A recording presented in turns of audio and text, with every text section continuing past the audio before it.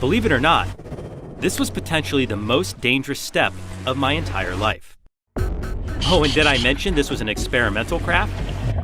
Jump in and miss grabbing the cage, you sink fast.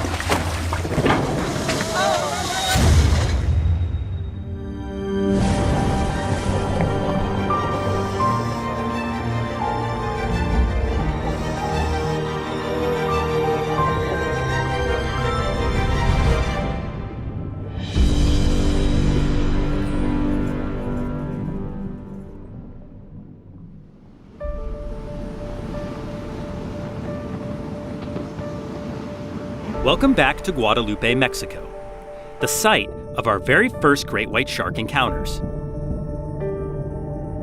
Aboard the Socorro Vortex, we traveled over 175 miles to this prehistoric island in hopes of getting up close with the world's largest predatory shark.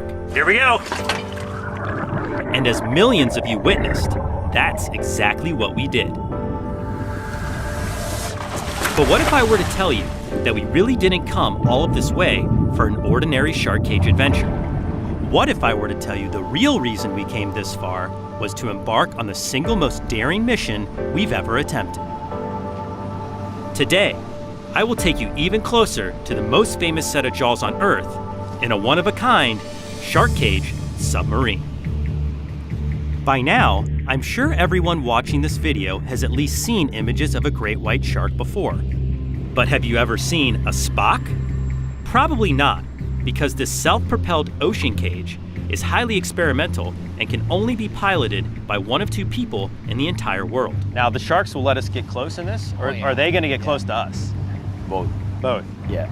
Meet Eric Higuera, our pilot for today's mission, and a world-renowned marine biologist and ocean photographer. So no matter what, we're not going to sink. Well, that could be the second step. That's not what I wanted to hear. Eric, I want you to say, yeah, we're not going to sink. You are in charge of monitoring your own air supply system. I won't be able to monitor that. If you run out of air, it's going to be your fault.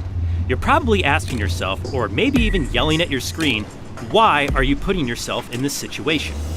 Well, what we know of these mysterious creatures has been limited to years of topside observation, cage diving, and the infrequent free dive experiences that only a few have lived to speak of.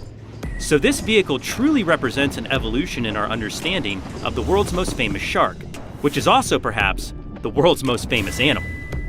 All right, so we had our debriefing with Eric on the self-propelled ocean cage, aka Spock, and I have to say, I am so excited to get out there and in the water in this research vehicle. This is going to be probably one of the most unique experiences you could have with great white sharks in a safe way without free diving. I mean, certainly someday I'd love to have the opportunity to free dive with great white sharks, but this is about as close as you're gonna get here in Guadalupe. And now all we need to do is go get suited up, get our cameras ready, and get out there for some action. As if this activity in of itself wasn't dangerous enough, the technical nature of this dive was also quite daunting. I would need to wear a full face regulator in order to maybe have communication with the pilot. However, underwater comms are notoriously unreliable. I would also be wearing a pony bottle BC in the case of an emergency bailout, in which I would need to rip off my full face reg to use it. Not ideal. Additionally, I would be wearing nearly 30 pounds of weight without fins, and I would sink like a rock 1 foot outside the confines of the cage. Oh, and did I mention this was an experimental craft? The connections and critical mechanisms were all exposed and at risk of damage from the divers. If I were to kick one accidentally, it could prove catastrophic. Eric is in the Spock. I'm about to get in the Spock, and then we're about to go get up close. Okay, Eric, I'm getting. Okay, here we go, guys. See ya. This was potentially the most dangerous step of the day, and potentially of my entire life. Jump in and miss grabbing the cage, you sink fast. This was a one-shot deal, a no-miss scenario. This wasn't just water. It might as well have been looking off a 50-story skyscraper.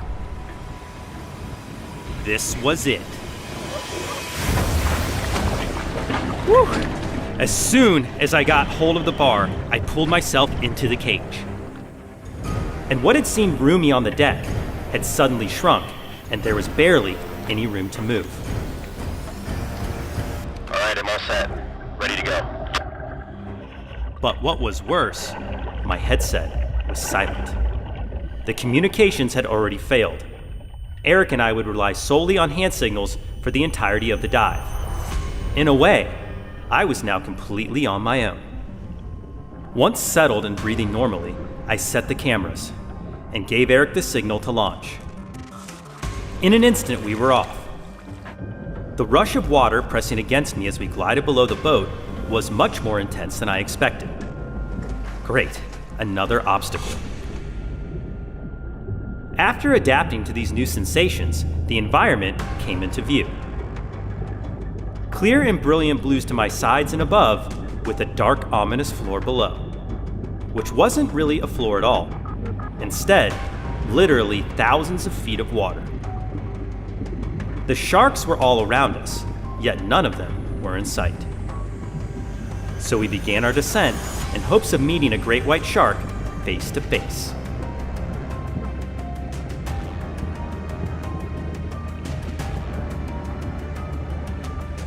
Eric zipped the Spock up and down, checking different depths for shadows and signs of movement. The thermoclines, or temperature layers, were dramatic. Each dive down would zap us with freezing cold water, and the light would retreat right along with it. It was very dark below 60 feet, a perfect environment for these sharks, as they have adapted retinas that are actually split, one part suited for surface light and one part adapted for darkness. And while we certainly require wetsuits to regulate our body temperatures to keep from hypothermia, the sharks are able to regulate their bodies all on their own.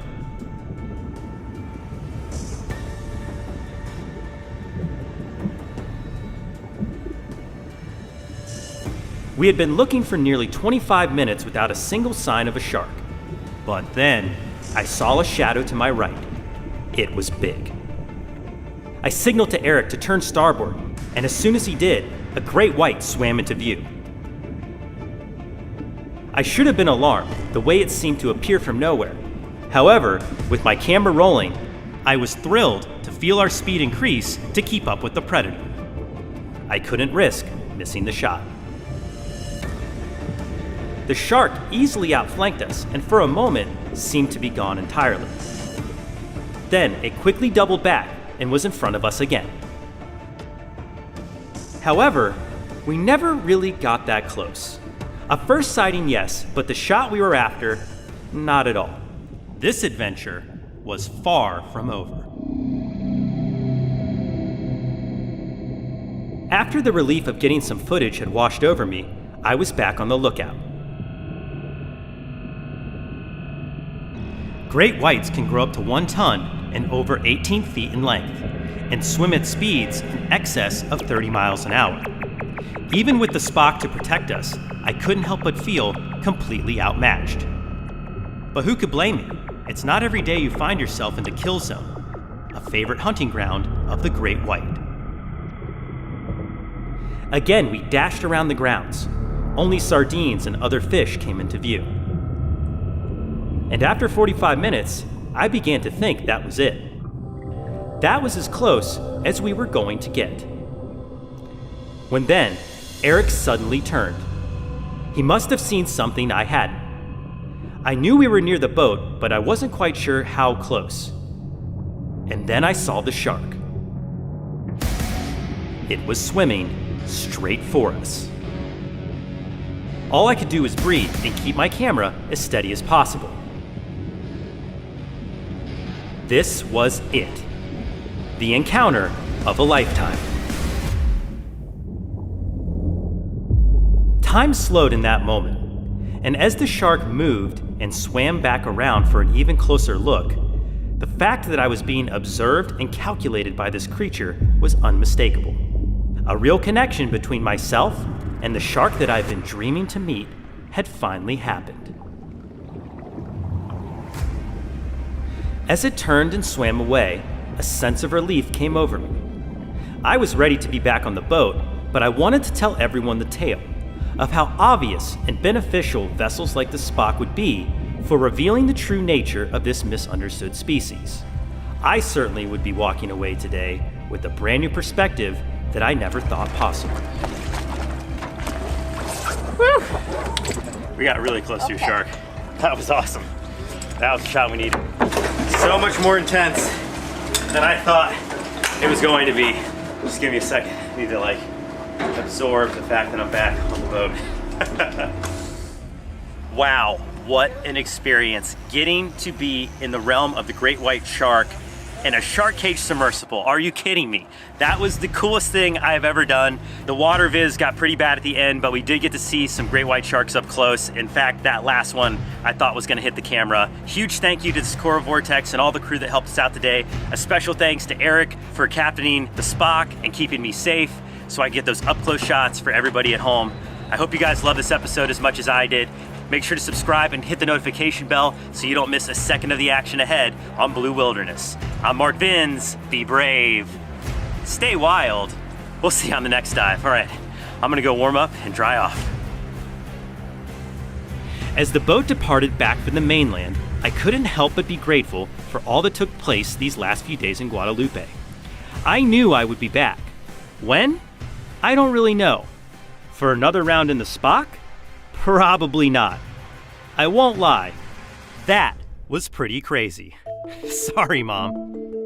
If you thought this adventure was crazy, go back and watch us in the surface cage to learn more about these world-famous predators and why they call Guadalupe home. The place we are at right now is known as the Kill Zone, and as you can imagine, the great white shark's favorite buffet. But our goal isn't to see seals getting eaten while we're out here. Our goal is to get under the water in the realm of the great white shark so we can get the cameras up close and personal with one of the world's top marine predators.